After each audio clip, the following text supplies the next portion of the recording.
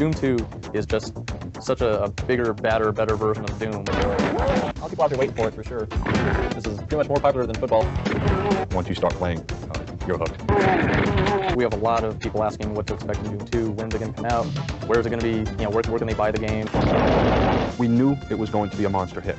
When the people from GT Interactive Software sat us down and gave us a clue as to what kind of numbers Doom 2 was doing in pre-orders, we all hit the floor. We couldn't believe it. It's phenomenal. A lot of the retailers are getting demand for Doom already, so they know that when Doom 2 comes out, they're going to be able to sell a lot of product.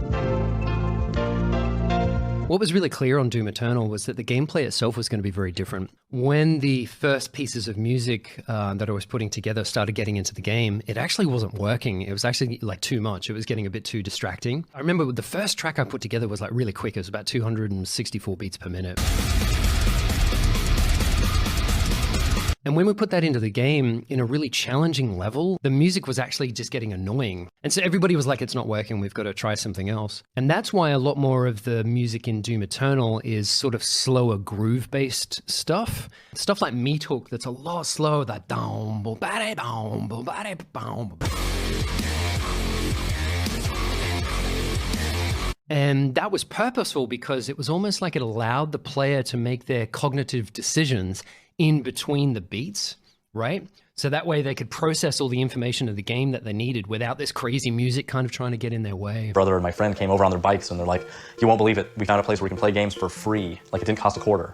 And I'm like, let's go there right now. So I followed them into the computer lab at Sierra College in Rockland, California, and they got on a computer and they started playing like Hunt the Wumpus. Then I saw Adventure, Colossal Cave Adventure, and I was like, holy crap, that's the best game I've seen, on these computers. And so that made me, at that point, want to be able to make games, because like that was attainable. Like the stuff in the arcade was Aliens made those games. Who knows how those were made? But this was a thing that I could see could be done. Like it's just putting words on the screen. That's all I needed to know how to do. But eventually, in 1982, we got an Apple II Plus at the house, and I was done going outside. It was over. I then spent all of my time learning how to program, like all of it. But it took a lot of work, a lot of just sitting there and failing and winning and failing and failing and winning, to keep on creeping up in understanding of how to program and how to make things and trying to push yourself to do better than before.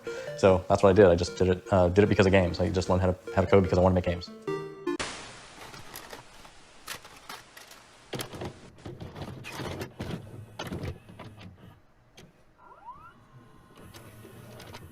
Good evening. The information on this subject is interesting. So buckle up, place some food aside, sit back and watch the video. The game was created by a game designer named John Remioto, who co-founded and designed games like Wolfenstein 3D in 1992, Hexen in 1995, which by the way was on PlayStation 1 console, Quake in 1996, in which in all honesty looked great on the PC console. Remember The Rock in that one terrible movie he starred in?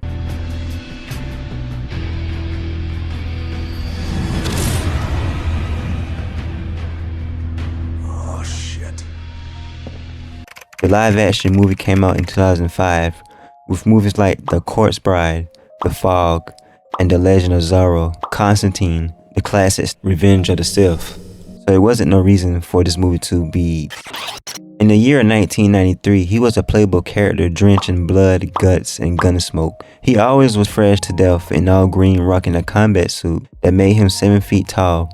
Rarely spoken whenever he's on screen. If you were to take a deep dive into the lore, the character is a man of few words, who's battled through the pits of raging demons whose sole purpose was to cause pain and suffering to those in their path. A world filled to the brim of such darkness, tragedy, and despair, without ever knowing if there's even a glimpse of hope, a light at the end of the barrel. I'm talking about none other than the man, the myth, the legend, the unchained predator, also known as Doomslayer, or what I call him, just Doom. Doom is the main character of the Doom franchise. He was originally a human from Earth who served in the Marines and was dishonorably discharged due to assaulting his commanding officer after refusing to fire upon unharmed civilians, and was later transferred to the UAC-4 base as security. The Marines soon find himself trying to prevent the demons of hell from invading Earth. After having fought demonic herds through Phobos Deimos, he returned home to find Earth now overrun by demons. Among the billions of people killed were his family, including his pet rabbit Daisy, giving him a further reason to pursue hunting the demons. He continued fighting the herd on Earth before taking the fight to hell once more. You could say he was John Wick before Keanu Reeves. People keep asking if I'm back, and I haven't really had an answer. But now, yeah, I'm thinking I'm back. So you can either hand over your son, or you can die screaming alongside him! He hailed from an extra-dimensional world known as Argent-Dinor. The people who live in Argent-Dinor worship the elemental Ralphs, being whose terrible power was sought by the demon lord of hell. Protecting these Ralphs were an elite warrior case, led by the Doomslayer himself, known as the Night Sentinels. The Night Sentinels held off numerous invasions by the legions of hell and seemed unstoppable until a hell priest named D. Grave struck a deal with a Night Sentinel who had lost his son on the field of battle. In exchange for the return of his son, the morning Night Sentinel would betray his people, leading the demon straight to the elemental wrath. I want people to know that Doom was born a human, and by the end of the story, he became a literal god who's been living for billions of years. When I see a guy or a character like Doom, I think to myself, I've been to hell and back. I look in the mirror, I see my reflection, I realize I'm just as fucked up, even more than the demons themselves that I'm killing over and over again. It's to a point where like I'm finding satisfaction every time I let the bullet out of the chamber. Blowing, chopping off limbs after limbs after limbs. It doesn't matter how big or how tough or how strong the enemies that I face.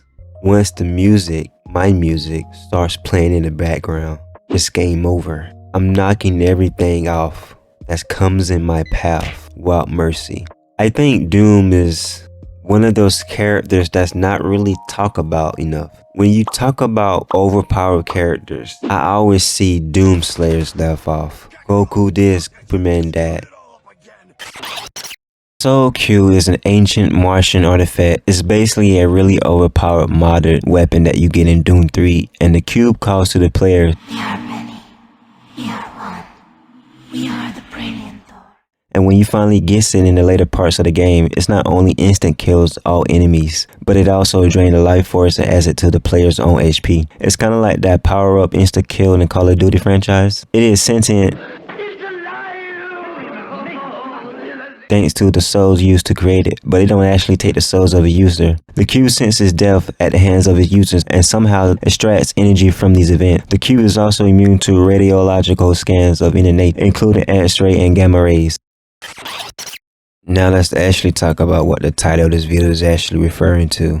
Doomslayer pretty much uses every armament he can get his hands on, such as pistols, shotguns, chainsaws, rocket launchers, plasma guns, and this dope weapon I just learned about, the Crucible, which is, by the way, one of the most astonishing weapons in all of fiction. It's basically an ancient sword that you get at the end of the game.